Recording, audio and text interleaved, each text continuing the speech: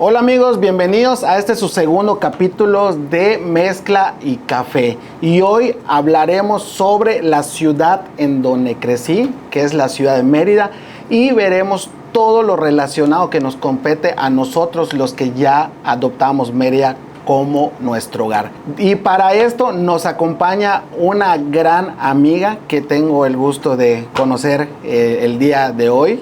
Se las presento, ella es Graciela Carrillo. Hola Graciela, gracias por venir y por aceptar la invitación. ¿Cómo estás? Gracias por invitarme aquí, ¿Sí? admirando el espacio, muy bonito. Gracias. ¿Qué tal? A ver Graciela, platícame de ti, ¿a qué te dedicas? Pues yo soy ingeniera y me especializo en políticas públicas y urbanas, que básicamente las políticas públicas es simplemente todo lo que el gobierno hace o no hace respecto a los problemas públicos, y las políticas urbanas pues es lo mismo, pero los problemas públicos en las ciudades. Entonces yo me especializo en pues elaborar estrategias, elaborar iniciativas, programas, proyectos que tienen que ver con mejorar las ciudades, con manejar las ciudades, gestionarlas, etcétera, etcétera. O sea, tú realizas los programas de desarrollo urbano en Sí, por ocasiones. ejemplo, la elaboración de los instrumentos normativos, el programa de desarrollo urbano es un instrumento normativo que sirve para que las autoridades sepan como por dónde debe de ir el desarrollo de la ciudad. Claro. Yo lo conozco porque pues como platicamos antes de iniciar eso, pues yo me dedico a la construcción, y parte importante para la construcción nos apegamos a un reglamento de construcción, y obviamente el reglamento va pegado o va de la mano al programa de desarrollo urbano, que pues en este caso pues tú lo desarrollas en ocasiones en algunos municipios. Pues bien, la pregunta del millón. Si tú pudieras describir Mérida, ¿cómo lo describirías? O para ti, ¿cómo ves Mérida? Tú eres acá, igual de Mérida, desde que creciste nací, hasta ahorita, ¿cómo ves Mérida? ¿Cómo la describes actualmente? Pues estaba pensando mucho en esa pregunta, ¿cómo describes a Mérida así corto? Pero diría que Mérida es una combinación entre todo lo que nos acordamos que es, lo que añoramos del pasado, de cuando éramos chicos, de salir al parque, de jugar con tus amigos, de fútbol en la calle, y luego cuando pasaba un carro de repente ya te metían todos y volvías a salir a jugar fútbol, de ir al mercado, de ir a la tiendita, de conocer a tus vecinos, y lo que es Mérida a futuro, que no sabemos hacia dónde está yendo porque todo eso ya lo estamos perdiendo. Yo siento que Mérida está atrapada Mérida es una ciudad que está atrapada entre lo que fue y una ciudad que podría ser mucho más justa, pero no es, y no parece que está yendo hacia allá. Ok, sí, o sea, en esa parte sí te compré, porque igual como crecí acá, sí recuerdo cuando salíamos a jugar al fútbol en la calle, ¿no? O sea, hasta salías descalzos y pateabas la carretera y regresabas con una lastimada en tu dedo, ¿no? Entonces, ¿a qué debes este cambio? ¿Por qué crees que tenemos este cambio de cultura? Porque realmente estamos teniendo también un cambio de cultura generacional, ¿no? Entonces, ¿a qué crees que se deba? Pues yo creo que la mayoría de los cambios que tenemos hasta en nuestros comportamientos tienen que ver con nuestro entorno y con lo que se nos presenta, ¿no? O sea, si yo quiero cambiar un hábito, necesito hacer cambios en mi vida para empezar a comportarme de otra manera. Entonces, algo tuvo que haber cambiado alrededor de mí para que yo deje de comportarme de esa forma. Si ya no quiero tomar café, a lo mejor tiro todas las tazas de mi casa porque la taza me recuerda a tomar café. Entonces, ahora tengo vasitos. O sea, hago algo para cambiar ese comportamiento. Y no es diferente con las ciudades. Si yo quiero cambiar el comportamiento de las personas en las ciudades, lo que tengo que cambiar es la configuración de la ciudad, el diseño de la ciudad. Entonces, antes nosotros vivíamos en espacios, bueno, depende de dónde creciste, ¿no? Pero pues muchos de nosotros todavía de nuestra edad crecimos dentro de la ciudad, cerca del centro. Claro. Todavía no estaba tan expandida la ciudad, ¿no? Y crecimos en espacios en donde tenías cerca probablemente un parque, tenías cerca la primaria, la secundaria, no estaba tan lejos la prepa, o llegabas al menos con un camión, 2 camiones así, un camión en el centro, o si te compraban tu cochecito, estaba la iglesia a la que todos íbamos cerca, ¿sabes? Mérida muy católico como siempre. Sí, sí. Es decir, vivimos en un espacio en donde lo que tú hacías tenía que ver con convivir con las personas. O sea, había espacios en donde tú salías y conocías a los vecinos, conocías a los que viven cerca, conocías, por ejemplo, si ibas a un convivio vecinal de los padres de familia, las madres de familia, ibas al convivio y eran siempre familias que vivían cerca de la zona. O salías a jugar fútbol y eran niños que estaban por allá, o ibas al parque y eran niños que vivían por allá.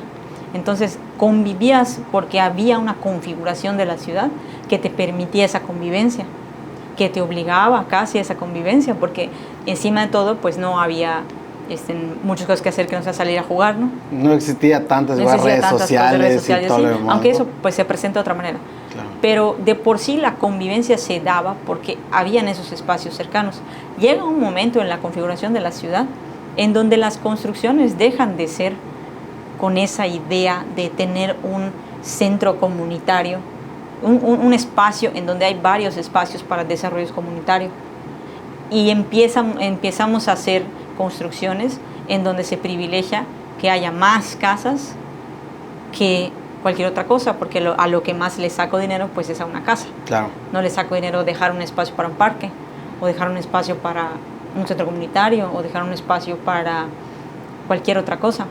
Empiezo a hacer calles mucho más anchas para privilegiar el paso del automóvil, y entonces quito banquetas, más automóviles, menos espacios pequeños hacen que la gente salga a la calle porque pasan menos carros.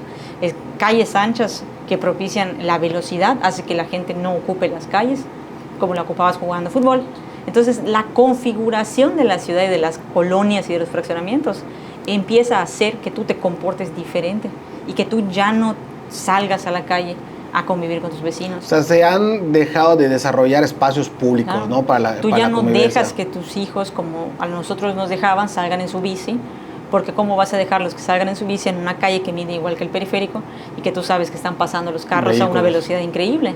Que eso no pasaba en la calle de tu colonia, ¿no? Claro. Entonces, si tú comparas las calles de La Esperanza, ya sabes, con las calles de Los Héroes, por ejemplo, es una cosa impresionante que no se presta para que tus hijos salgan a la calle a jugar. Claro. Entonces, la configuración de la ciudad es la que ha cambiado un montón, y eso en parte tiene que ver con cómo convivimos con nuestros vecinos y con la gente, y cómo convivimos tiene que ver con muchos de los problemas sociales. Si yo no conozco a mi vecino, no lo respeto. Si yo no conozco a mi vecino, no sé qué le molesta, y si no sé qué le molesta, ¿cómo vamos a quejarnos juntos de los problemas de la ciudad? Sí, ¿no? De hecho, con eso me acuerdo muy bien que para Navidad nosotros íbamos al pueblo de mi mamá, ¿no? De donde es. Y solo le decía a la vecina, me voy el fin de semana, y la vecina cuida tu casa. Claro. Era clásico, ¿no? Eso esa época. podía. Entonces, hablando de este tema que la verdad es muy interesante porque ha sido un cambio, sobre todo nosotros que crecimos en esta ciudad, que la verdad adoramos, amamos, por eso seguimos acá. Claro. Hay un cambio notable para nosotros, ¿no? Y la verdad he visto bastante tu contenido, me llama mucho la atención, es muy interesante, y abordas distintos temas que me gustaría que me platiques el día de hoy. Entre ellos pues viene siendo el tema de la gentrificación, ¿no? Sí. Entonces, ¿me podrías decir para la audiencia, para ti, o en la definición de gentrificación? Sí, pues así a grandes rasgos, la gentrificación es un fenómeno que ocurre cuando personas de mayor poder adquisitivo llegan a un espacio, un barrio, una colonia de menor poder adquisitivo, y se trasladan y empiezan a vivir ahí, y cuando ellos llegan cambia la configuración del espacio, porque llegan con mayor poder adquisitivo, quiere decir que pueden a lo mejor reinvertir en los espacios y transformarlos en lugares que son más, pues, ¿cómo decirlo?, burgueses, se ven mejor, ¿no? Claro. Por decirlo así. O llegan y se renueva el parque que estaba todo feo, y estas personas vienen y lo renuevan. O llegan, imagínate que llegas y compras una casa y otra persona con más dinero compra otra casa, y el señor de la tienda de la esquina se da cuenta de que está cambiando el tipo de persona que puede ir y le subo los precios a la tiendita. O la cafetería la cantina, bueno, todos nos damos cuenta de las cantinas, ¿no? Sí, del la centro. Cantina que era la cantina de siempre, pues ahora cambia porque ya no es la misma audiencia y el mismo público que está tratando de jalar. Entonces, cuando esas personas se mueven a esos espacios, llegan con esa capacidad, con ese poder adquisitivo y los servicios que se ofrecen alrededor, servicios, comercios, todo, empiezan a cambiar para adaptarse a ese nuevo estatus socioeconómico de las personas que ahora viven allá. Pero ¿por qué crees que en Mérida tenemos ahorita ese tema que la verdad sí en algunos temas sí nos afecta, ¿no? ¿Por qué crees que en Mérida se está gentrificando como está ocurriendo en ciudades como Ciudad de México, en Guadalajara, en Monterrey? Pues lo que pasa es, todo se reduce realmente a la gentrificación, la turistificación, que es lo mismo que la gentrificación, pero con turistas, o sea, en vez de que cambie porque vienen una persona de mayor poder, o sea, puede ser hasta que tú tienes un mayor poder socioeconómico, te sacan de tu barrio donde creciste porque no puedes pagar seguir viviendo allá y te vas más afuerita, te vas a no sé, Héroes, y te vas a una zona o te vas a Canacín, pero en Canacín tú tienes un mayor poder socioeconómico, ¿no? O sea, tú tienes un mayor poder adquisitivo, entonces tú llegas a una zona de Canacín y contigo llegan otras personas y tú eres ahora el que está propiciando un proceso de gentrificación. Tu llegada propicia un proceso de gentrificación en ese espacio. Entonces, es una reacción en cadenita, ¿no? Pero claro, todos esos procesos, como la turistificación y la gentrificación, vienen de lo que se conoce como asetización de la vivienda. La asetización de la vivienda es que empezamos a ver la vivienda como un vehículo de inversión y no como un espacio para vivir. Yeah. Y ver la vivienda como un vehículo de inversión viene de otro fenómeno que está atrás, que simplemente es cómo tratamos el sistema político-económico. O sea, ¿cuál es el sistema político-económico en el que vivimos? Y ese sistema, a partir de los años 70, 80, con Miguel de la Madrid, con los presidentes que vinieron después, Salinas de Gortari, es el sistema neoliberal, ¿no? Y el neoliberalismo lo que dice es, a ver, tenemos todos estos recursos en nuestra sociedad. Tenemos salud, hospitales, o sea, salud, educación, transporte, tenemos luminarias, tenemos recursos naturales, tenemos todos estos recursos en la sociedad. ¿Y cómo distribuimos esos recursos? ¿Quién lo decide? El neoliberalismo te dice, el Estado no sirve para distribuir recursos. Son unos tontos, son unos ineficientes, no saben cómo hacerlo. Además, está lleno de gente corrupta. Fácil se corrompe toda la gente en el Estado, no sirve. No. El Estado no puede decidir cómo se distribuyen estos recursos en la sociedad. No se puede, porque está lleno de gente corrupta y en las empresas no hay, ¿no? de verdad. O sea, en las empresas no hay gente corrupta, ¿no? Ahí sí hay gente corrupta, claro. Ahí no se puede.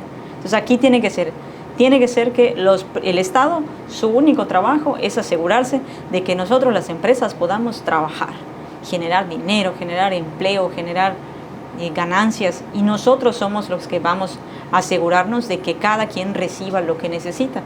Y como sabemos, pues la demanda es muy fácil, ¿no? O sea, ¿quién necesita qué? Eso es lo que a todo el mundo le gusta responder. Oferta y demanda, como si fuera tan fácil, ojalá fuera tan fácil. Pero dicen, no, sí, vamos a ver quién necesita qué, quién lo produce y lo puede vender, que es la oferta, ¿no? Y quién lo puede pagar, claro, que es la interacción. Y ya está, con eso solito el sistema va a funcionar. Es lo que dice el liberalismo, ¿no? O sea, dejamos al gobierno que no sea árbitro. Y el gobierno, lo único que tiene que hacer el gobierno es asegurarse de que hayan las condiciones para que podamos llevar a cabo este proceso, que es libre comercio y asegurar el derecho a la propiedad privada. Es todo. Entonces, ¿qué pasa cuando sucede eso? Que las empresas terminan apropiándose de los recursos y asegurando siempre sus ganancias, porque es normal. O sea, una empresa existe para hacer dinero. Claro. Es todo. O sea, y no puedes pedirle peras al olmo. La empresa existe para hacer dinero. Entonces, lo que sucede en las ciudades es que si manejamos todos los recursos, como el suelo, por ejemplo, que es un recurso escaso, como el agua, el suelo se acaba, ¿no? Sí. Entonces, el suelo es un recurso que estás dejando que se maneje en el libre mercado, con las empresas, ¿no? Entonces, ¿cuál es el gol de una empresa inmobiliaria? Hacer dinero. Sí, tener rendimiento. ¿Y cuál es el papel del Estado? que históricamente en nuestra ciudad pues ha sido gobernada por un partido político que está más hacia la ideología político-económica neoliberal, que no es una mala palabra ni nada, simplemente es una ideología política, ¿no? Es todo. Es una corriente. Claro, y digo, empezó con otro parte, con el priismo, es el que trajo el neoliberalismo, o empezó con esa corriente y luego continúa de por ahí. Entonces, lo que hacen las personas que están en gobierno y que creen que esa es la ideología correcta, dicen, sí, tienen razón, yo lo que tengo que hacer es asegurarme que el libre comercio funcione y propiciar inversión. Tengo que propiciar inversión. Entonces, ¿qué pasa? Empieza el boom de decir, ven a Mérida a invertir. Que es lo que tenemos actualmente, claro, ¿no? Que Mérida, viene mucha gente de fuera, sí, a hacer la inversión. Porque el trabajo, según esta ideología, la única chamba que tiene el Estado es asegurarse que haya la infraestructura para que venga la inversión extranjera, la inversión de fuera, venga la inversión, que los inversionistas sientan que pueden invertir, que están seguros, porque la idea es que las empresas puedan generar dinero. Entonces, si yo dejo que las empresas manejen un recurso, como el uso del suelo es un recurso, dejo que las empresas manejen el suelo y me dedico nada más a promocionar para que venga inversión, lo que sucede es que el suelo y todo lo que está encima, como las casas, se vuelven un producto que hay que vender. Sí, es lo que he notado igual, de que este boom inmobiliario ha hecho que la vivienda se encarezca, es una realidad. Recuerdo que una vivienda comprabas en $500,000 de pesos y ahorita te cuesta $1,000,000 de pesos, ¿no? Que es lo que ha causado este boom inmobiliario que tenemos sí, en Mérida. Es una realidad. Y te muestra, o sea, el gol de este modelo pues está siendo cumplido. O sea, se está cumpliendo. Esta era la consecuencia esperada, que hubiera esta derrama de inversiones de otros lados, que sube el precio de la vivienda, que sube el precio del suelo.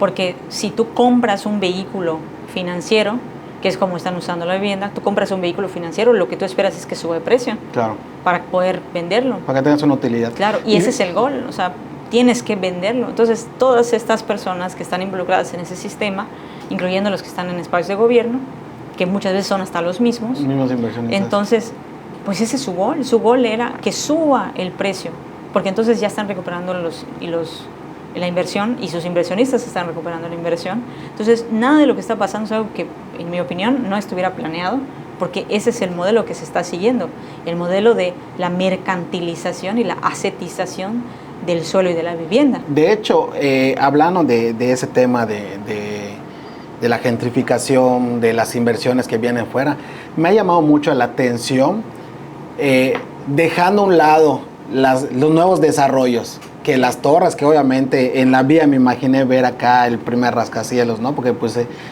Yucatán pues tenía la cultura de terreno, casa y es nuestra forma, ¿no? Ahorita un yucateco que compra un departamento lo veo en China porque no tenemos esa cultura. Mayormente la gente de fuera son los que acostumbran a comprar. Además, no, seguro no lo puedes pagar. Exactamente. No, pero paralelo a eso tenemos otro tipo de inversionistas que a mí me ha llamado mucho la atención, que ha hecho grandes cambios inclusive en la restauración de arquitectura en el tema del centro, ¿no? Que viene siendo la inversión extranjera, o sea, de otros ciudadanos de otros países que han comprado propiedades coloniales antiguas del centro. Entonces, de aquí, de Mérida, ¿qué zonas tú has notado donde se ha dado más la gentrificación por este tipo de situación? Pues sobre todo el centro histórico y muchas comisarías, sobre todo las comisarías del norte, que son lo que denominan ellos la zona, ¿cómo dice? Dorada, el diamante. Yeah. Sí, esas zonas son las que más han sufrido por la gentrificación. Y la turistificación también. Sí, y por ejemplo en este caso, en todas las investigaciones, has ido a varias entrevistas, has hecho investigación, has hecho proyectos de desarrollo urbano. ¿Qué caso, qué historia nos puedes compartir que te haya marcado personalmente, ¿no? O sea, que has dicho, wow, esto sí me impacta de que la gentrificación ha causado este cambio? Pues yo siempre recuerdo a las personas de Santa Gertrudis Copó, que Santa Gertrudis Copó es una comisaría en el norte de Mérida. No es una colonia, es una comisaría. Y pues, antiquísima, obviamente, era un asentamiento maya. Y es una comunidad, las 47 comisarías de Mérida son comunidades indígenas reconocidas por la Comisión Nacional de Pueblos Indígenas. Ah, mira. Las 47 comisarías. Entonces, pues esa comisaría era un pueblo. Digo, para ellos son un pueblo. Se identifican y se reconocen como pueblo y están reconocidos como un pueblo. Entonces, cuando fui a platicar con ellos sobre justo el tema de la gentrificación y lo que les está pasando con las torres, con los desarrollos que les está rodeando y que cada vez los están aplastando más, se los está comiendo. Y pues platicaba yo con la comisaria, la excomisaria, que es así una persona súper aguerrida, la verdad, y que ha peleado un montón por los derechos de su comunidad. Una frase que me dijo que dije, no manches, casi me pongo a llorar ahí. Que me dijo, es que Grace, nosotros nada más no queremos desaparecer.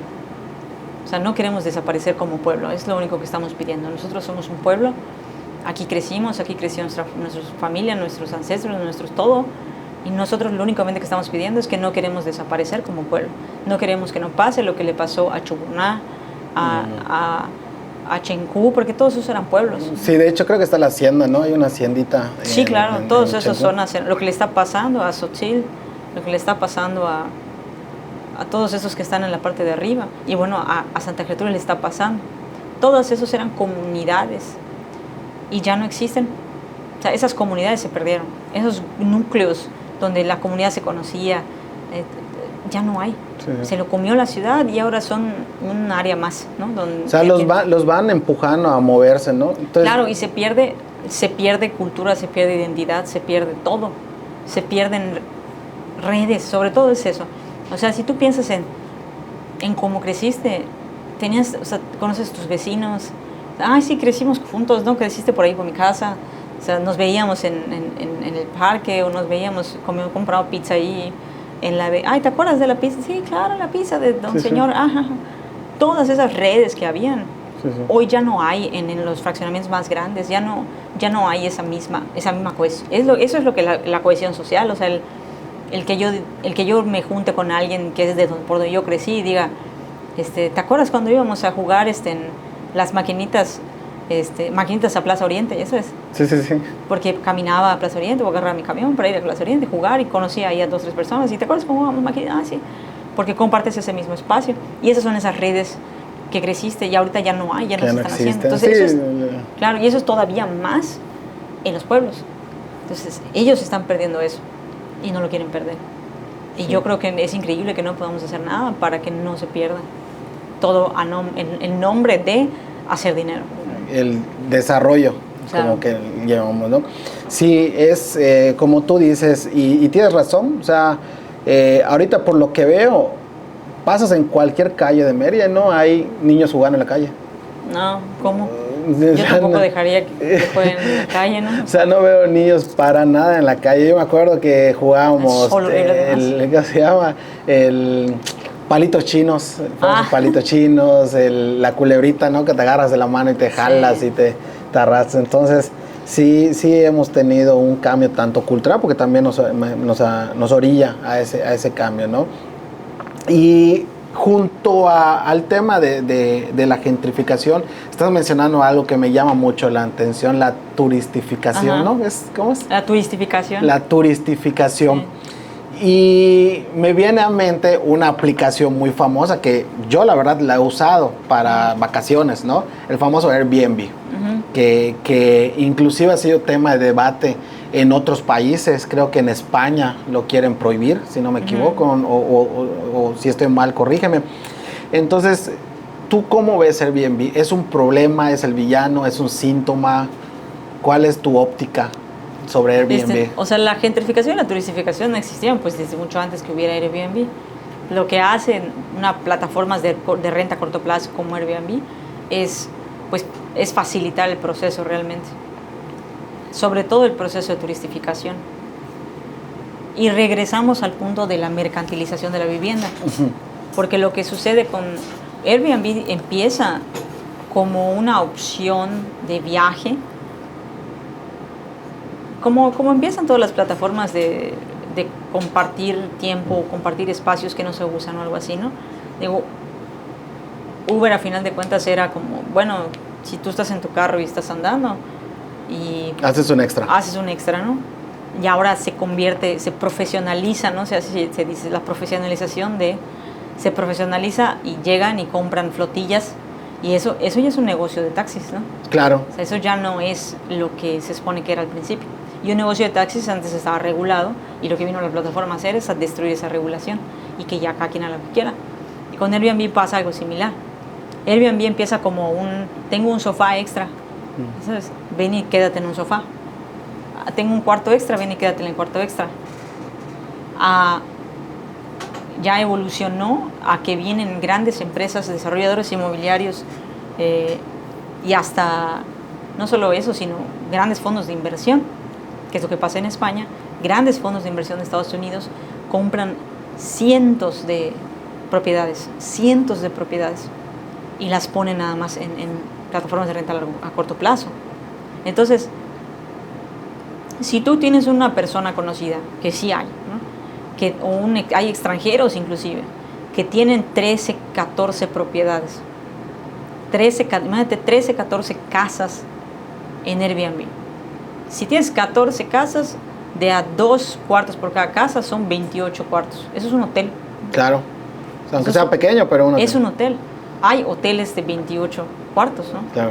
Ahora, antes de que hubiera Airbnb, esos hoteles estaban en vertical, ¿no? Ahora, todas esas personas están esparcidas en la ciudad ocupando casas enteras que antes estaban en el mercado de vivienda, que antes estaban disponibles para que para que las compre una familia joven, ¿no? O lo rente mensualmente una familia. La señora que compró una casa extra, ¿no? Sí, claro, porque al fin y al cabo conozco, como obviamente estoy en el negocio tanto de la inmobiliaria como de la construcción, y tengo muchos conocidos que se dedican a la administración de Airbnb. O sea, yo soy administrador de Airbnb. Pues eres un gerente de hotel. Exactamente. Entonces, ahí la problemática es, viene esta nueva plataforma a cambiar un sector que ya está regulado, ¿no? Entonces, yo permito que tú tengas 14 casas de esa manera. Y eso es lo menos, ¿no? Primero, en Mérida, cuando menos, el 95% de las opciones que hay listadas en Airbnb son casas enteras. Y hay gente que tiene de 100 para arriba listadas. Pero ¿cómo regulas? O sea, ¿qué propondrías para regular si tienes un hotel o tienes una posada, tú tienes que tener siempre una licencia de funcionamiento, como cualquier negocio. Entonces, lo primero que haces es, si tú vas a poner tu casa en Airbnb, necesitas tener una licencia de funcionamiento, como cualquier otro negocio, porque si tú esa casa no la estás viviendo, no la estás usando como casa habitación, ahora es un negocio turístico. Claro. Y los negocios turísticos en este estado necesitan tener una licencia de funcionamiento. En este municipio necesitan tener una licencia de funcionamiento. Entonces, primero, tienes que tener una licencia de funcionamiento.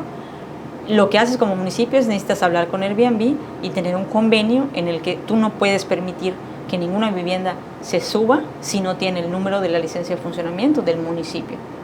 O sea, tú como gobierno le obligas a la aplicación de que si quieres dar de alta tal propiedad, tienen que tener un registro. Tienen que tener un número de registro local del municipio. Y ahí le puedes poner, por ejemplo, pago de derechos extra, porque tú estás usando la infraestructura urbana de manera intensiva, de una forma en la que no se utilizaría si solo fuera casa habitación. Infraestructura urbana, y yo no te estoy cobrando por eso. Yo, municipio, no estoy recibiendo nada. Lo único que se recibe en Yucatán es un impuesto por hoteles, un impuesto por ocupación hotelera, que lo recibe el gobierno del estado. Pero eso no tiene nada que ver con el municipio y el municipio no lo recibe. Pero el municipio sí está poniendo el gasto extra del uso de toda la infraestructura urbana. Si tú tienes una casa en Airbnb, tú pagas agua y luz como si fuera una casa normal, pero no es un comercio. Es un comercio, entonces tienes que pagar luz comercial, agua comercial, porque estás generando un ingreso. Y hay muchas personas que dicen, pero es que es mi casa, yo puedo hacer lo que yo quiera en mi casa. No puedes hacer lo que tú quieras en tu casa. No puedes ni siquiera construir un segundo piso en tu casa, si quieres. Sí, porque es un gran debate eso, porque inclusive tengo clientes que me dicen, pues en mi casa quiero hacer lo que yo quiera, pero sabemos que hay un ordenamiento. Claro, en este país no puedes hacer lo que tú quieras en tu casa, porque en el momento yo puedo tomar cervezas con mis amigos en mi casa sin problema. Claro. En el momento en el que yo digo, les vendo las cervezas a 40 pesos a cada quien, eso es un negocio. Y necesito una licencia para poder vender cerveza, aunque sea en mi casa. Necesito tener un permiso. Entonces, jurídicamente, cuando tú permites que entre gente que no vive en esa casa, a tu casa, a realizar una actividad que tiene que ver con intercambio de dinero. O sea, lucras, ¿no? Estás lucrando. Tú estás haciendo que tu casa se vuelva una extensión del espacio público. Y entonces el Estado tiene todo el derecho de entrar y decirte qué tienes que hacer en tu casa. Porque tú estás permitiendo que se vuelva una extensión del espacio público. Ya. Entonces, de la misma forma en la que, aunque sea tu casa, si tú vendes alcohol, necesitas cumplir ciertos criterios y pagar una licencia de funcionamiento y pagar por el uso, porque ya el uso de suelo ya no es casa-habitación.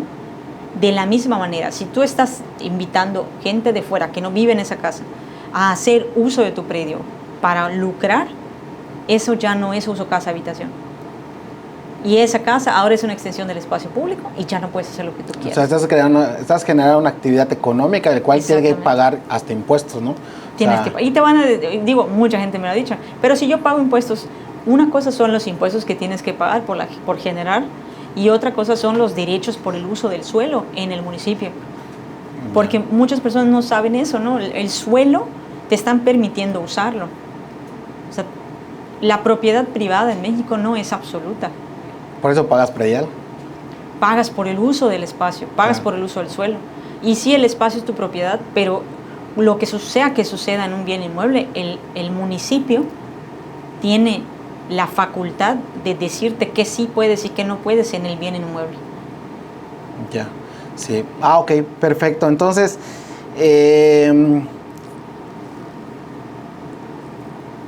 Airbnb en pocas palabras.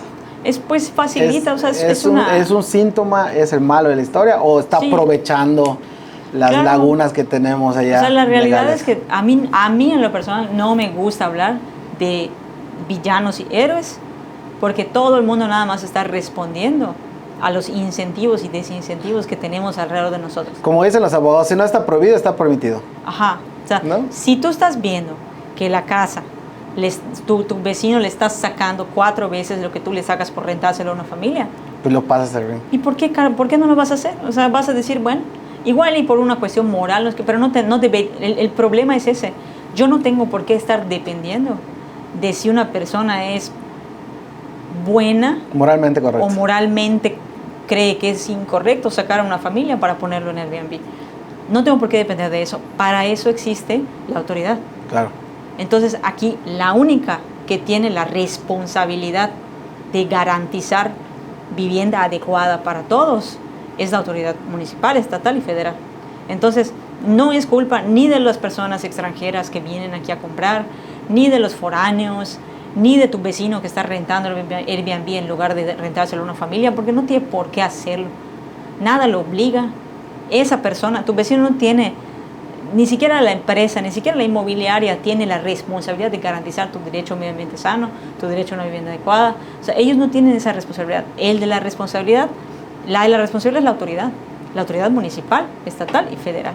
Entonces, si está sucediendo lo que está pasando, que Airbnb ahorita está afectando de una manera impresionante el mercado de vivienda en Mérida, junto con otras situaciones que están pasando, no solo es eso, ¿no? Son otras cosas también, es la especulación inmobiliaria que se permite que compres departamentos y casas para que se asienten allá y crezca, yo le digo a las personas, es lo mismo que revender boletos.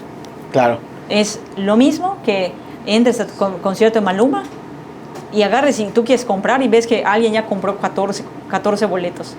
Esa persona que compró 14 boletos no va a ir 14 veces al concierto de Maluma en la misma noche, ni siquiera se puede dividir para ir. Lo va a vender más caro. Lo va a revender. Pero ¿qué está pasando? Tú sabes cuál es el precio del boleto de Maluma. Claro. El precio es ese precio que salió. Cuando esa persona te lo revende, no es el precio. No es el precio. Claro. Le está aumentando sin agregarle valor.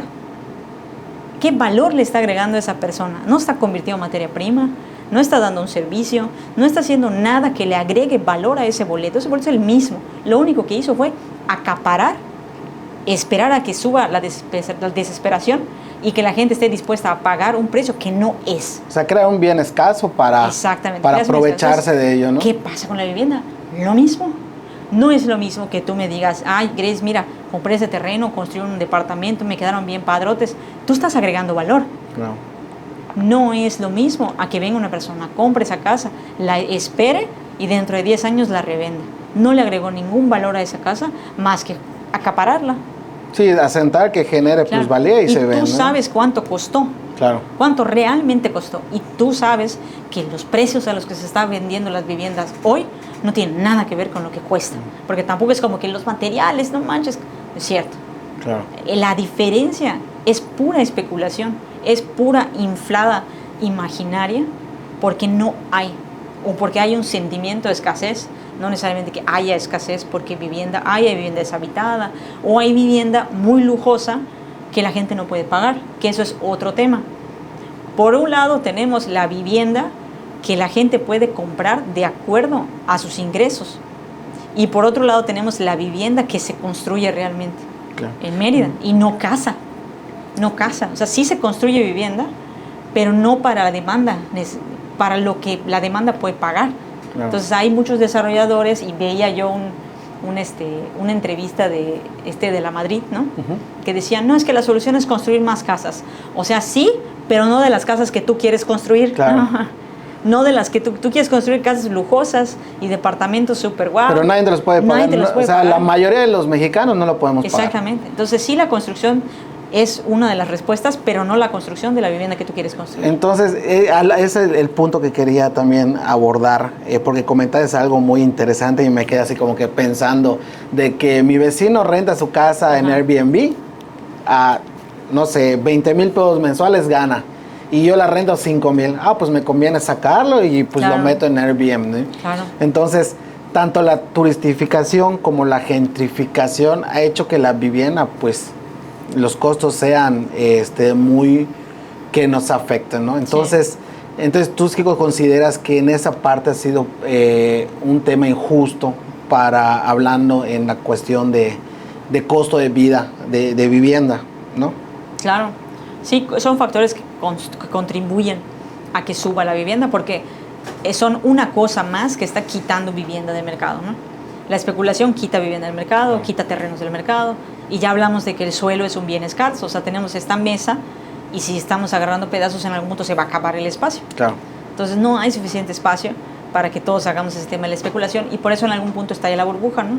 Porque en algún punto se acaba el espacio, ya no hay más para seguir especulando. Y ya empiezan todos a desesperarse y van a empezar a revender y decir, no, pues sí, pues te la remato. Otro ejemplo que me encanta, que es muy yucateco, es el de las roscas de Costco. que se agarran hasta golpes, sí, ¿no? El boom inmobiliario y lo que va a pasar cuando se acabe pues este tema de especulación que tenemos, pues es lo mismo que con las roscas de Costco. Va a llegar un momento en el que va a pasar la fecha, y todos esos que se quedaron con un chorro de roscas no van a saber qué hacer. No, pero esto se puede revertir. O sea, o hay casos u otros países que han podido revertir esta situación. Pues una de las maneras de hacerlo es asegurándonos que la vivienda que se construye o que la que existe se convierta en vivienda que atienda al mercado potencial. Por ejemplo, decías tú de la vivienda vertical. Otro problema muy grande que tenemos en Mérida es que justo estamos acostumbrados a vivir en un piso, ¿no? Aquí no hay mucho de la vivienda vertical. Claro.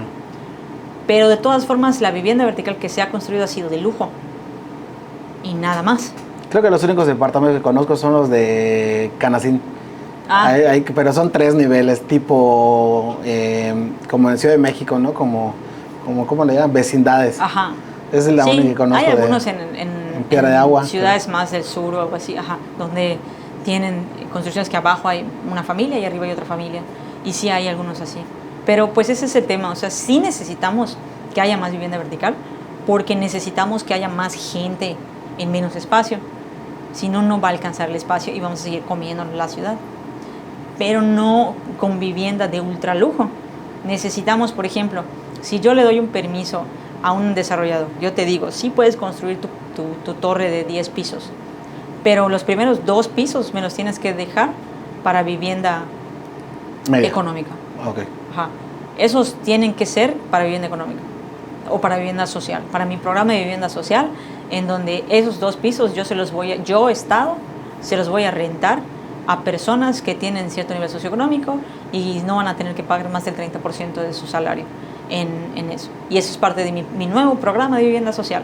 Entonces lo que yo hago es generar vivienda para la demanda real. O sea, obligar a los inversionistas y desarrolladores a que contemplen en su proyecto de inversión el crear vivienda de interés social. Vivienda de interés social, porque si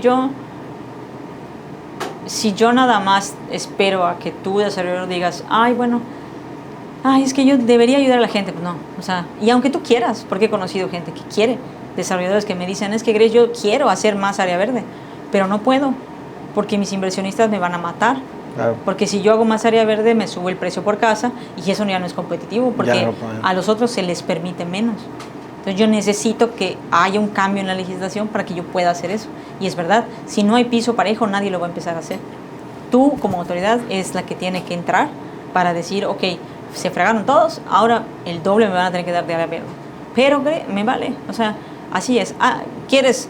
Le voy a tener que doblar el precio, está bueno, a ver quién te lo compra. Claro. Entonces ahí sí, el mercado que se regule solo. Claro. Ahí sí que se regule solo el mercado, porque entonces tú vas a tener que bajarle a lo que le estás ganando ahorita, que sabemos que es un montón. Sí, porque igual ahorita el calor que tenemos es infernal. Y de hecho, entre mis pensamientos buscando solución, digo, ¿por qué cualquier ayuntamiento, ¿no?, de los que han pasado, actuales, los que vengan, hacer un programa de reforestación, pero rescatando la parte cultural que antes teníamos de tener todos una mata en la puerta de nuestra casa? O sea, que decir, bueno, ¿sabes qué? Si tu casa tiene árbol en la puerta de tu casa, pues tener un incentivo, ¿no? O sea, el que sea, ¿no? Entonces, no sé si podría ser hasta inclusive viable, porque la verdad, el tema de crecimiento de mancha urbana, la gentrificación, las inversiones, el desarrollo, pues sí ha afectado la parte forestal de Yucatán, ¿no? Entonces... Sí, la pérdida de cobertura forestal ha sido impresionante en los últimos 5 años, 10 años. Y de hecho, esta semana tuve junta ya con unos inversionistas que están llegando, o sea, y entre las a ver si no pierdo el negocio. No, son gente consciente, la verdad son gente muy consciente, que es algo que me comentaron. Inclusive ellos me están diciendo que les gustaría hacer un tipo de desarrollo más ecológico para las viviendas, porque obviamente también vienen de un área caliente y saben la importancia del jardín, de los árboles, ¿no? Pero me dicen, a Yucatán le falta mucho terreno por vender. O sea, fue uno de los comentarios que me hicieron. O sea, tú vienes en el avión y ves Yucatán verde.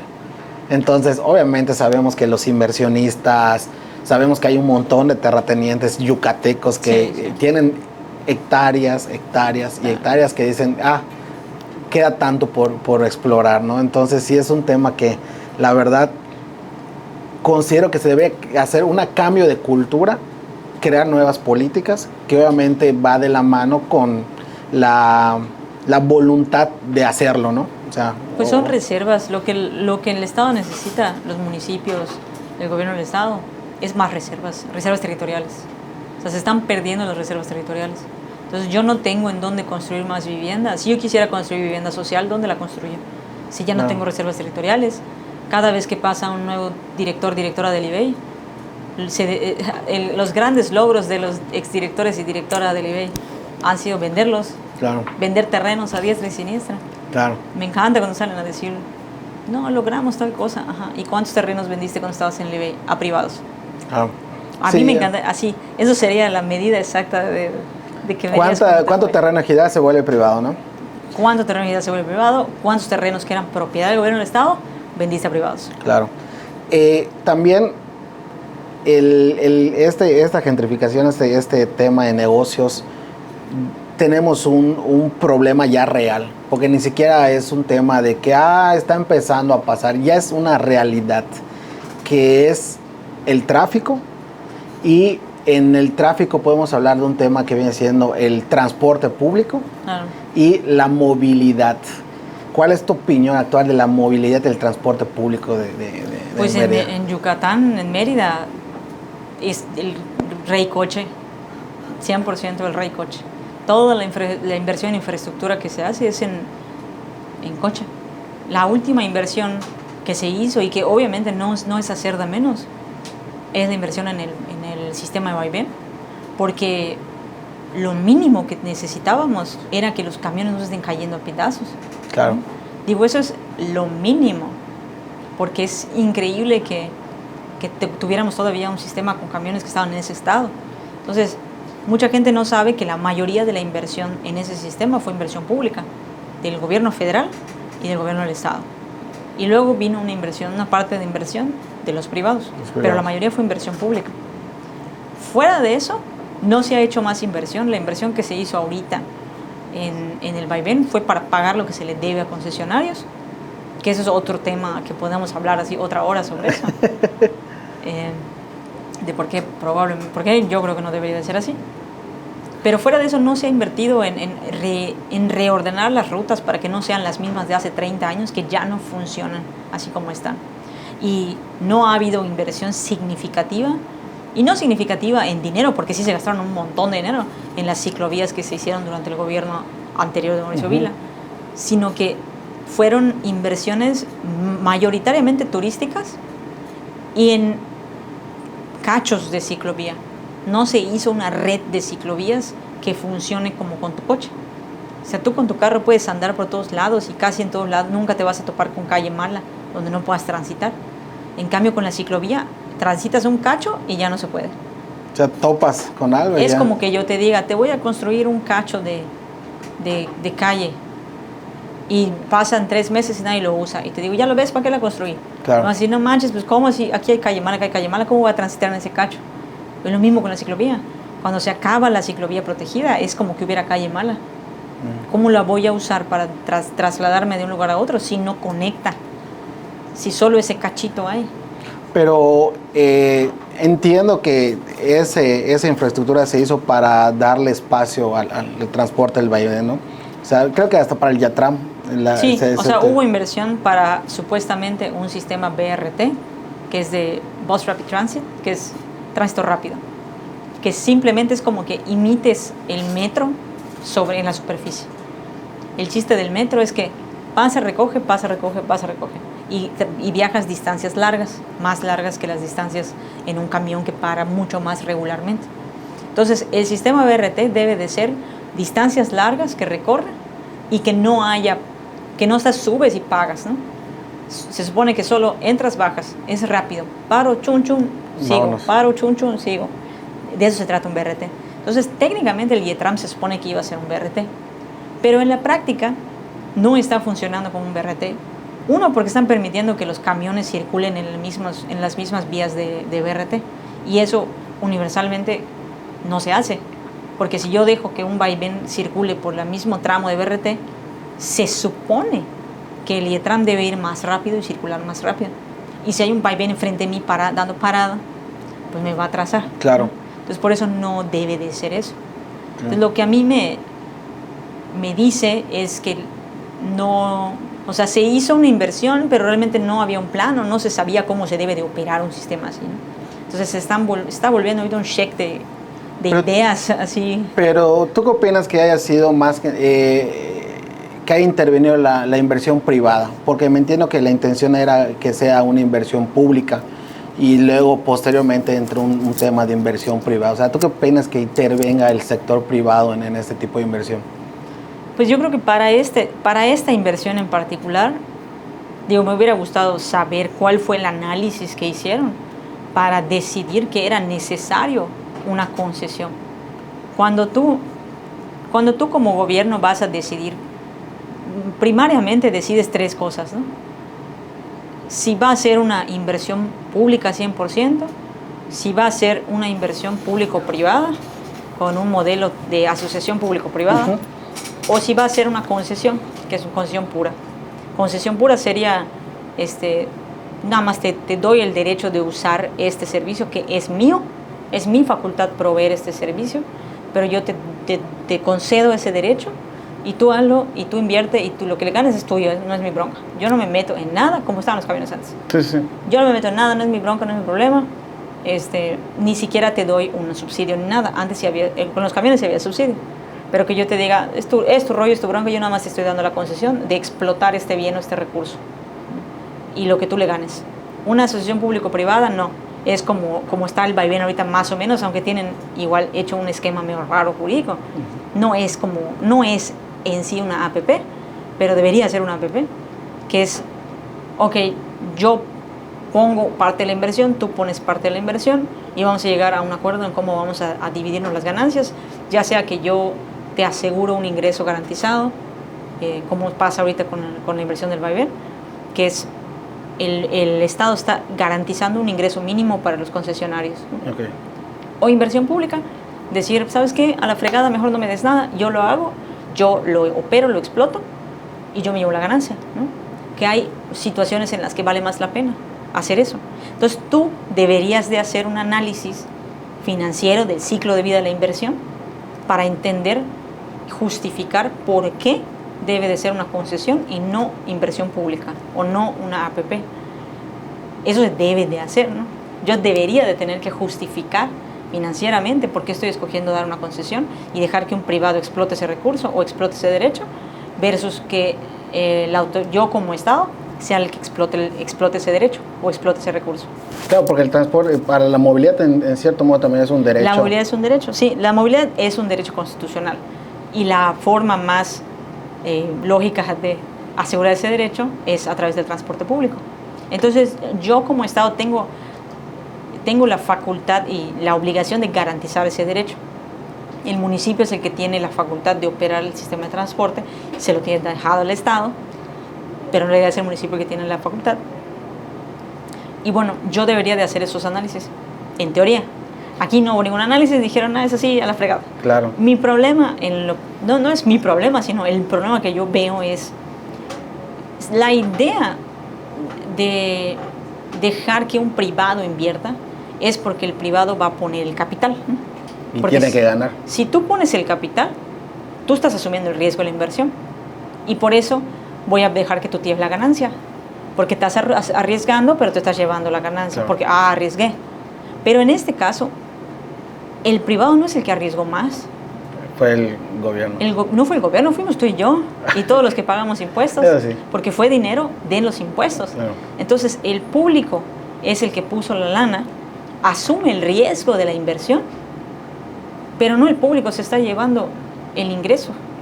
Esos millones que bajaron ahorita del gobierno federal no se fueron a las arcas públicas, se fueron al privado. Entonces, si al privado le estás teniendo que garantizar un ingreso mínimo que no está siendo generado por el sistema, que nunca, en ningún lado del mundo, salvo algunas excepciones muy particulares como en Londres, por ejemplo, ningún lado del mundo el sistema de transporte públicos es autosustentable.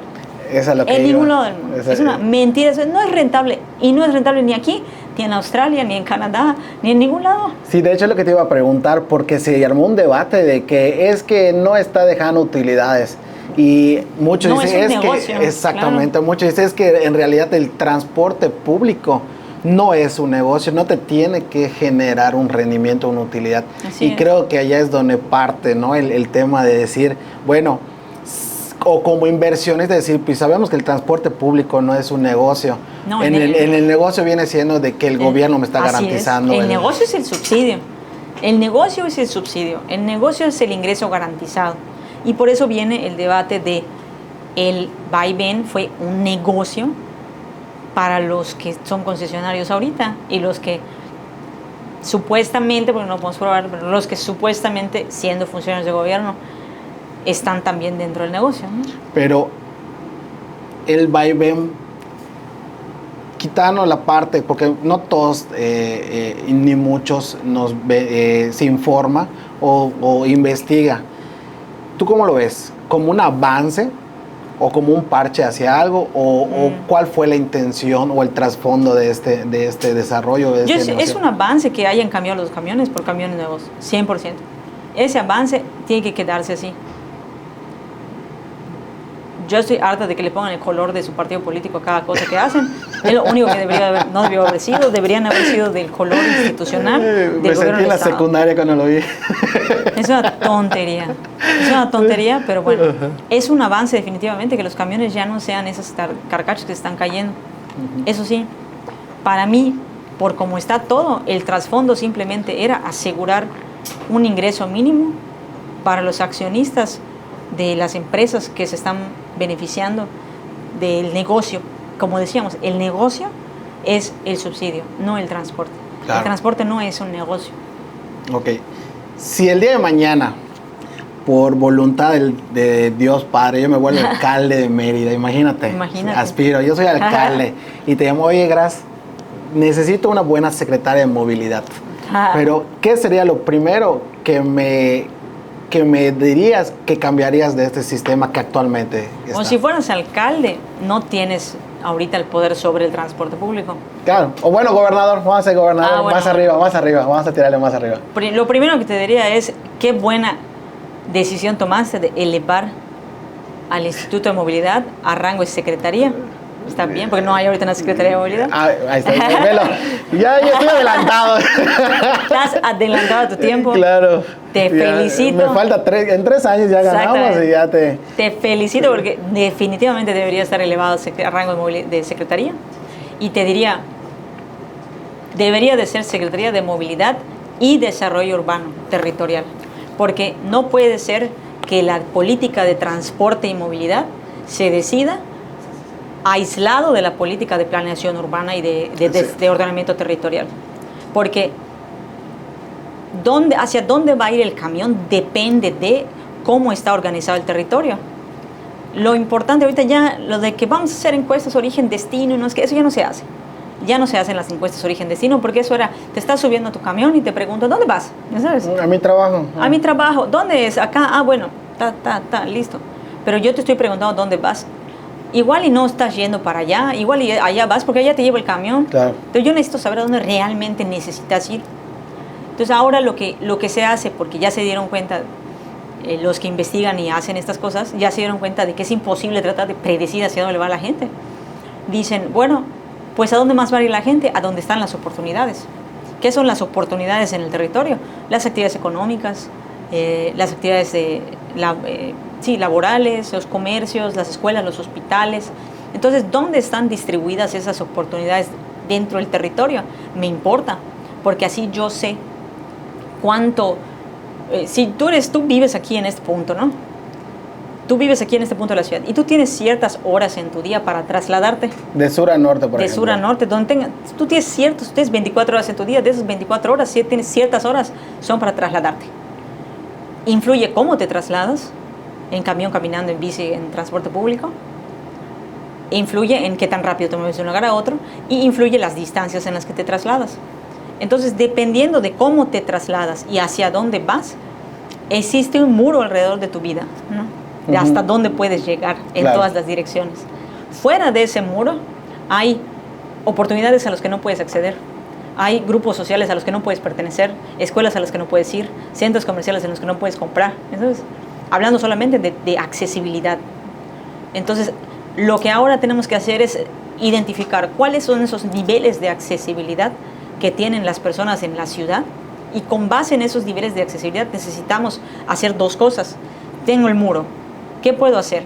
O expando el muro con transporte, te mueves más rápido, o dejo el muro así, pero meto más oportunidades dentro de tu muro, que eso es lo que habría que hacer en el sur de la ciudad, donde no hay oportunidades, ¿no? Donde por más que yo expande el transporte... No hay Starbucks en el... No hay, o sea, están haciendo más chedrawis en el norte. En el norte. Y en el sur, ¿qué hay? Claro. Entonces no hay oportunidades, aunque tú pongas el mejor sistema de transporte, es una realidad que esta accesibilidad de la que te hablo, acceso a oportunidades, es muchísimo mejor si vives en esa zona de la ciudad, así vives en esta zona de la ciudad.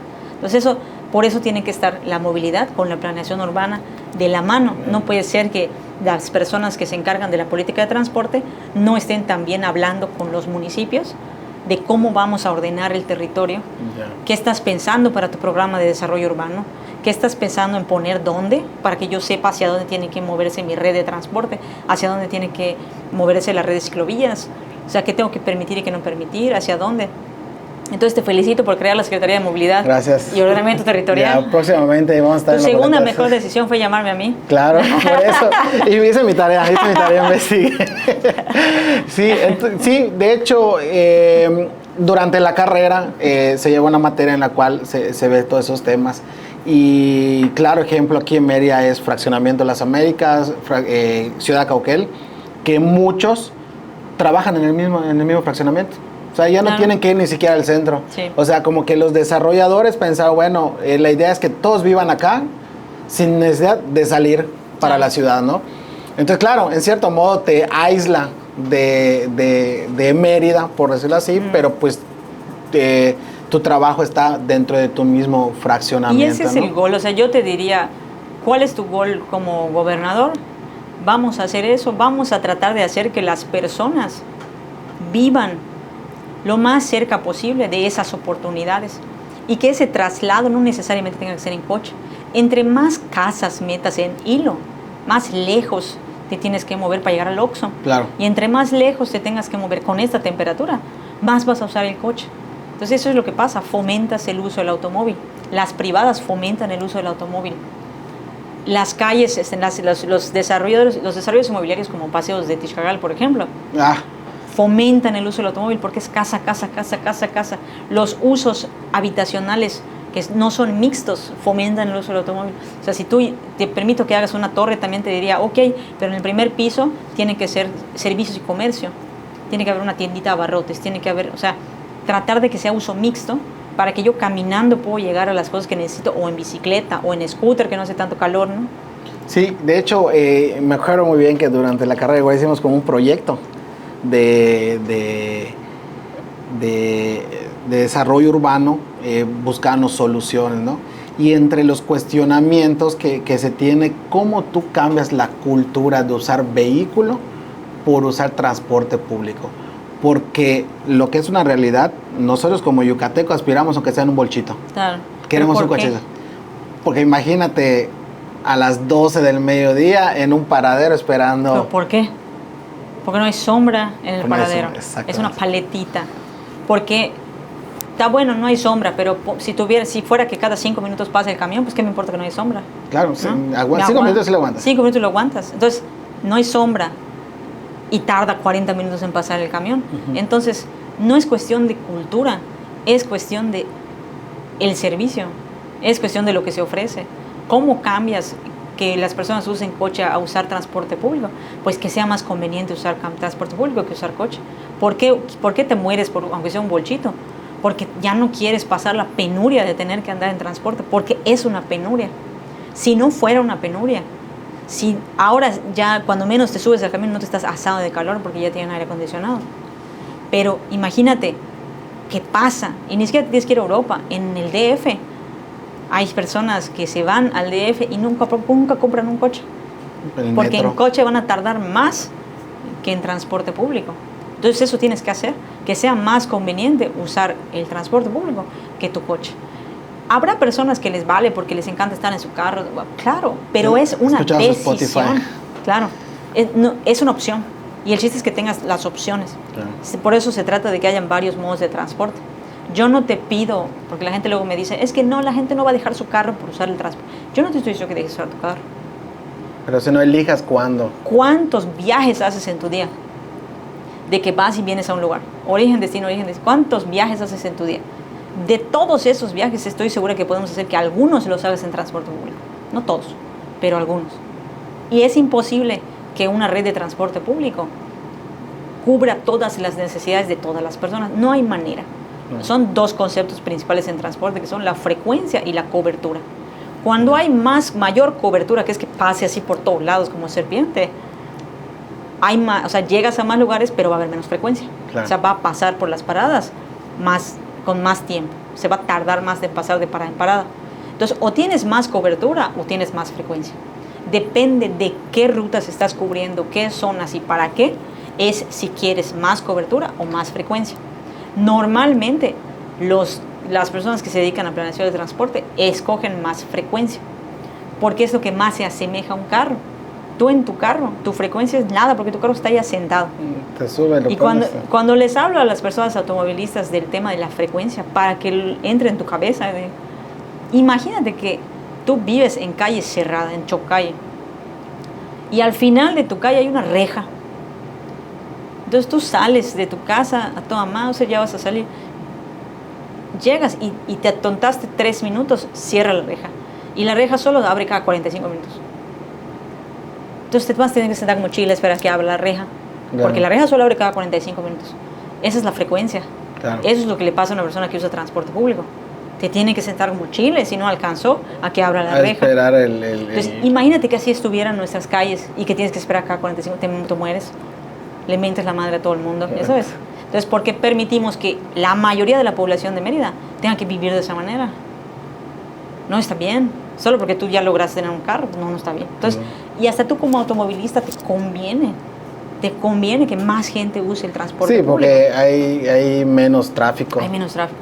La única manera de resolver el problema del tráfico es que haya menos coches en circulación. Es un tema de geometría. Regresamos al suelo. Es un tema de geometría. No hay suficiente espacio para que todos tengamos un Y carro. está planeado para el transporte. O sea, realmente la ciudad está hecha para los coches, no para el peatón. Así es. Entonces, por eso te mueres por un bolchito. Porque la ciudad está diseñada para que la forma más eficiente de movernos sea un carro. Pero así como está diseñada, la podemos rediseñar. Podemos cambiar la estructura de la ciudad. No lo vamos a lograr si siguen construyendo más libramientos, más carriles. Pero, ¿cómo podemos nosotros generar un cambio? Porque a mí es un tema que a mí me interesa y desde mi trinchera, pues yo voy aportándole, ¿no? A lo mejor a los clientes que a mí me contratan, pues decirles, es que, oye, vamos a hacer más áreas verdes. En las privadas, pues a veces me piden opinión de cómo apoyar a los desarrolladores a hacer temas de paisajismo y todo lo demás, ¿no? Pero lo que es una realidad, la sociedad aquí en Mérida es muy apática con la política. Sí. No se involucra. O sea, me incluyo, muy pocos que nos metemos en ese tema de participar. Entonces, ¿por qué crees que aquí en Mérida la gente no participa en esas decisiones? Pues yo creo que es igual por diseño, porque si tú permites que participen las personas, tienes que lograr consenso. Y es muy cansado lograr consenso. Está mucho más fácil decir, me vale, esto se hace, ¿sabes? Entonces, por ejemplo, los ayuntamientos tienen un montón de consejos consultivos. Consejo consultivo de la no sé qué rayos. Consejo consultivo de cómo se va a usar tal fondo. Consejo consultivo de participación ciudadana. Todos esos consejos consultivos son no vinculantes. O sea, lo que sea que se hace en ese consejo consultivo... ¿Lo pueden tomar o no? ¿Lo hacen o no lo hacen? A final de cuentas, la decisión sigue estando centralizada.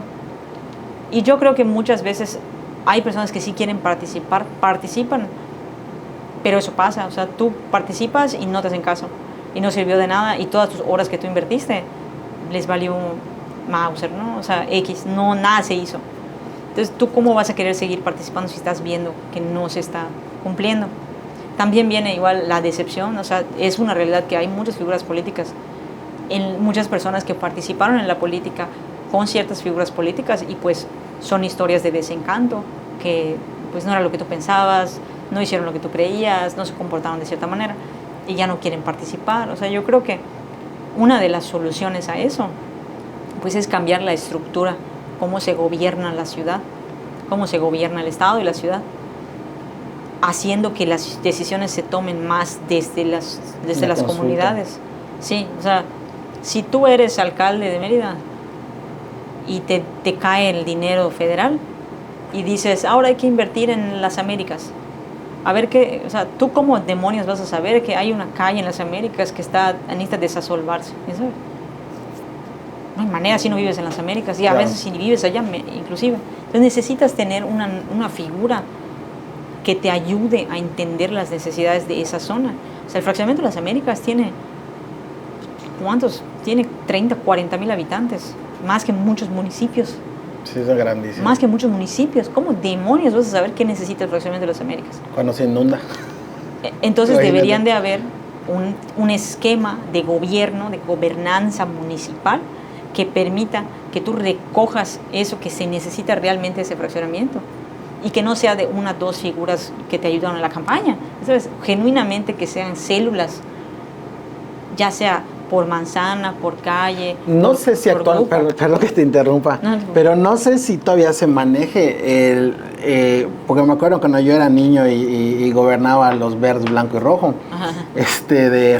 existía como que la jefa de manzana, que habían como que grupos de señoras, porque literal eran puras señoras las que se involucraban, que eran de que literal yo soy la jefa de la manzana, hay 10 señoras y cada mes habían juntas. Y iban y exigían cosas y literal les hacían casos porque eran señoras aguerridas. O sea, porque me acuerdo que llegaban los alcaldes, gobernadores y, oye, quiero esto. Claro. O sea, porque recuerdo que pues afortunadamente en que estaba de la niñez mi mamá participaba en esos temas. Y literal, necesitamos apoyo por tal cosa, boom, y te hacían caso, ¿no? Pues había esa participación vecinal. Exactamente, es lo que ha pasado actualmente, que no hay esa y también participación. Que se volvió muy... No digo, se politizó, porque politizar no es una mala palabra, politizar es bueno. Politizar es que te involucres. Hay que quitar el tabú. No, lo que pasa, yo creo, es que empieza ese, bueno, tú eres la jefa de manzana, pero oye, tú solo estás conmigo. Y empieza ese pleito de partido de fútbol, ¿no? De equipos de fútbol, que no es bueno para nadie, que no es bueno para la sociedad. A mí me encanta platicar con comisarios y comisarias de Mérida, ¿no? Porque al menos de los que yo he conocido, con los que he platicado, independientemente de si un partido los apoyó o no los apoyó, cuando ese mismo partido llega a decirles, oye, voy a llegar a fastidiar el agua de tu comisaría, ¿ya sabes? Ellos dicen, a ver, espérate, no. Oye, sí, tú me apoyaste lo que quieras, pero este es mi pueblo, o sea, yo vivo acá, mi familia vive acá, mis hermanos viven acá, yo crecí acá, claro. O sea, yo tomo esta agua, ¿no? Entonces, no van a permitir que vengas a fregar a su comunidad. Entonces, en la medida que tengamos liderazgos que vienen de la comunidad, es que vamos a tener personas que genuinamente van a decir, oye, espérate, sí serás muy, pues muy mi partido, lo que quieras, pero esta es mi comunidad, yo vivo ahí, yo tomo esa agua. O sea, yo sé las necesidades. Claro, ¿no? Yo sé la necesidad. ¿Qué pasa y qué ha pasado muchos años? Tú eres el diputado del distrito 5, pero vives tú eres el diputado del distrito del sur y vives en Montes de Amé, ¿no? Claro. Tú eres diputado de pensiones y vives en Canacín. O sea, no hay una representación que venga de la comunidad. Entonces, esas representaciones de las manzaneras y que tú comentas, que si la manzana, que si la sección, se vuelven estructuras de partido político. Sí. Y dejan de ser estructuras que son de los vecinos. Para para mejoramiento de la comunidad sin partido. Entonces, lo que yo pienso es que deberíamos de estructurar, regresar a tener esas estructuras, como tú las comentas. Siendo apartidistas. Pero siendo apartidistas, siendo como casi parte del gobierno municipal, inclusive como auxiliares. Los comisarios y comisarias son auxiliares municipales, ¿no? Esa es su figura. Uh-huh. Entonces, de eso sirve. Y yo tengo entendido que el gobierno federal va a cambiar, que ahora los recursos que llegan del gobierno federal, que son para las comisarías, que las comisarias y comisarios tengan poder de decisión en cómo se utilizan esos recursos. Uh-huh. Yo creo que eso debe suceder con los recursos del Ayuntamiento de Mérida, con cada colonia. Hay que elaborar un esquema de qué tamaño es el mínimo o cuál sea la estructura. A lo mejor y una comunidad pequeña solo es un pequeño grupito de tantos vecinos, que se elijan también cuando haya elecciones de presidente municipal, que también elijas a tu concejal, el consejo del fraccionamiento, el líder de la manzana, o yo qué sé, que haya una forma de escoger a tus representantes, que haya renovación, pero que ocupen espacios, que tengan poder de decisión y que sean partícipes de las decisiones de cómo se ocupa el presupuesto del municipio en sus comunidades. Yo genuinamente creo que si a ti te están diciendo que van a venir a fastidiar el parque de tu casa, que te va a valer un kilómetro si eres del partido del Patito o del partido del Cochinito, vas a decir, ¿sabes qué? Me vales, mi familia juega aquí y la de mi vecino y la de mi primo y la de mi amigo, no voy a permitir que lastimes el parque. Claro. Entonces, yo creo que eso es lo que tenemos que fomentar y recoger y recuperar. Claro. Sí, más que nada el volver a ese tema de que tengamos una participación como ciudadanos. Como comunidad. Como comunidad, exactamente. Porque el individualismo es el que ha hecho que pase lo que pase, que no conozco a mi vecino, que no sé. lo que le molesta, porque si yo no sé lo que a ti te molesta, no podemos juntarnos. Y hasta ni cerramos las calles como antes. Me acuerdo que en diciembre cerrábamos la calle y contratábamos cada quien su tecladista, claro, y todo. Fiesta con tus vecinos. Sí, estaba buenísimo. Sí, de hecho, fíjate, actualmente pues no comulgo con ningún partido, pero en una ocasión yo fui durante las campañas de hace creo que 6 años o 9 años creo, participé yendo a una reunión donde fue una candidata que pues ahorita es alcaldesa. Y dijo una frase que a mí sí se me grabó mucho, independiente que esté a favor, en contra o comulgue con sus ideas.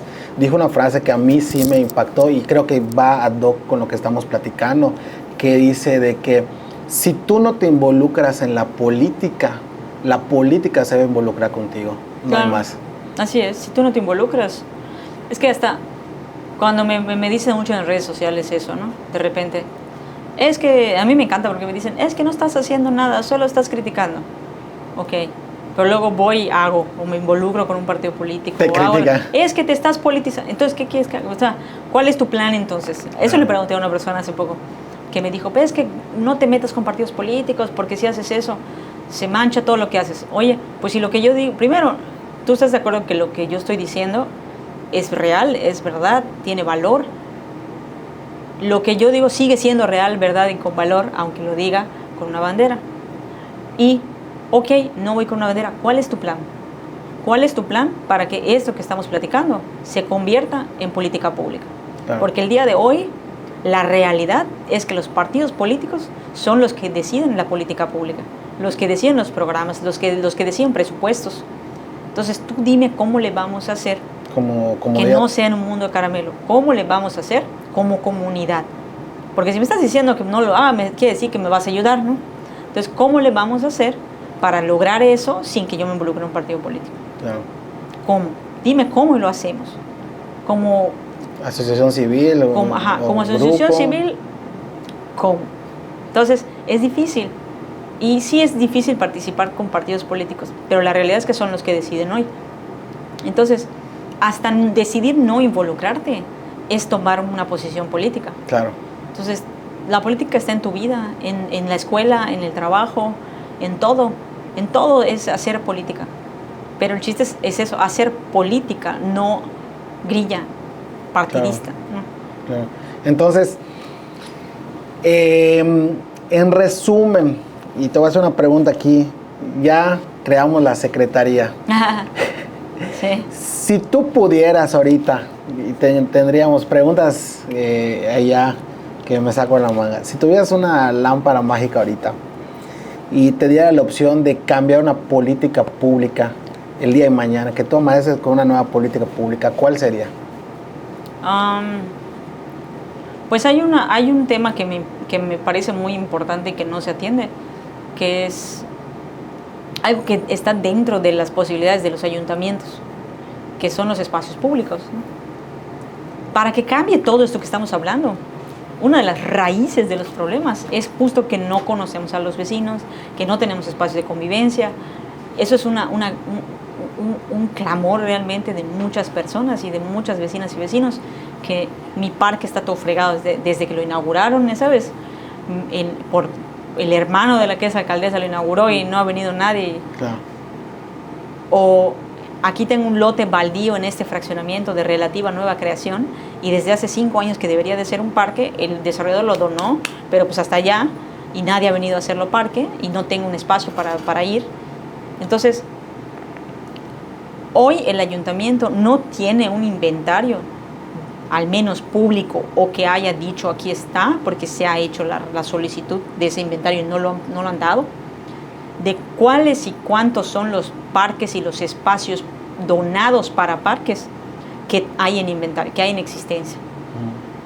Lo que debería de haber es un inventario para que yo sepa cuáles son los parques que yo necesito, cuáles son los más antiguos, cuándo fue la última vez que se intervinieron, que se les dio mantenimiento. Pues debería de haber una rotación y saber a cuál tengo que ir, cuándo, para cuándo, y cuáles de los espacios baldíos que deberían de ser parques hoy, cuál voy a intervenir primero.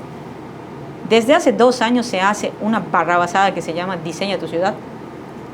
que es un programa en donde solo hay una parte que está bien, que es el diseño participativo de espacios públicos, que es que invites a los vecinos a diseñar cómo debería ser el parque, porque está mal que yo llegue y porque yo soy bien fregada aquí, arquitecta, lo que quieras, voy a hacer tu parque y no te voy a preguntar qué querías, ¿no? Claro. Sino el diseño participativo de espacios públicos está bien.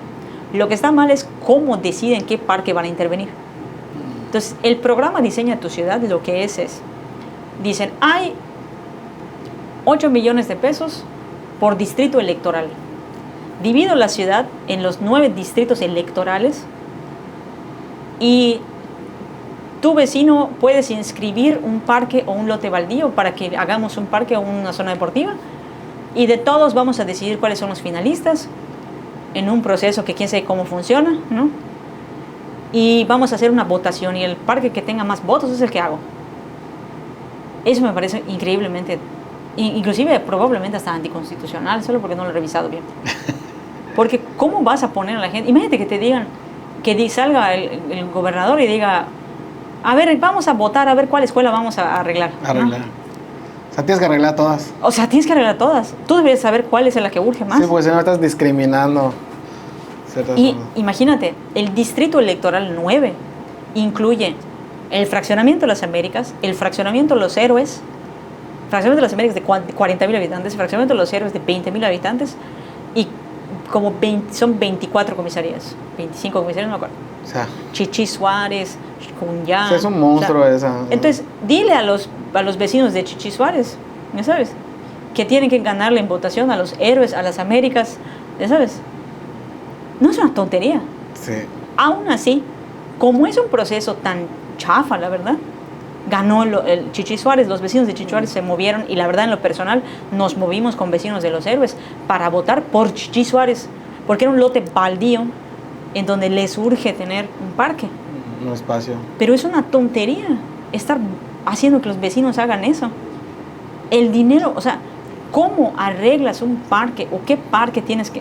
Eso es algo que tú tienes que garantizar y deberías de tener un método para hacerlo. Entonces, lo primero que haría sería cambiar esa barrabasada, poner a todos a hacer un inventario y que me digan en los próximos 3 años de alcaldía cómo vamos a hacer que todos los parques de esta ciudad estén limpios, hechos y listos para que la gente los ocupe. Para que tengamos una medición de que todas las personas tengan cierto acceso a un espacio público en a determinada distancia, porque eso es lo que no hay. Esa misma diferencia de accesibilidad a oportunidades también la podemos medir con acceso a espacios públicos y acceso a áreas verdes. Entonces, cambiar eso es lo primero que yo haría, porque tener espacios donde la gente se puede reunir y comunicar y hacer comunidad es algo que va a solucionar un montón de problemas que tenemos. Entonces, urgen los espacios públicos. Pues, entonces, cuando yo sea alcalde o gobernador, pues ya vamos a trabajar contigo. Claro. Pues, Graciela, de verdad, muchísimas gracias por esta plática. La verdad, estoy muy agradecido contigo por venir. Este es el segundo capítulo de este proyecto que tengo de Mezcla y Café, que la verdad estoy muy emocionado de hacer.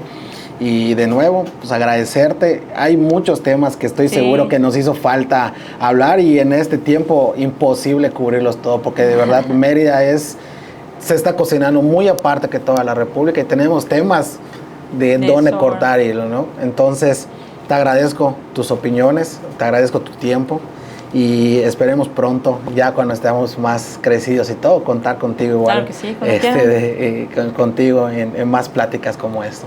Dale, claro, muchas gracias. Y pues, amigos, muchas gracias por llegar acá al final. Por favor, comenten temas que les gustaría tocar.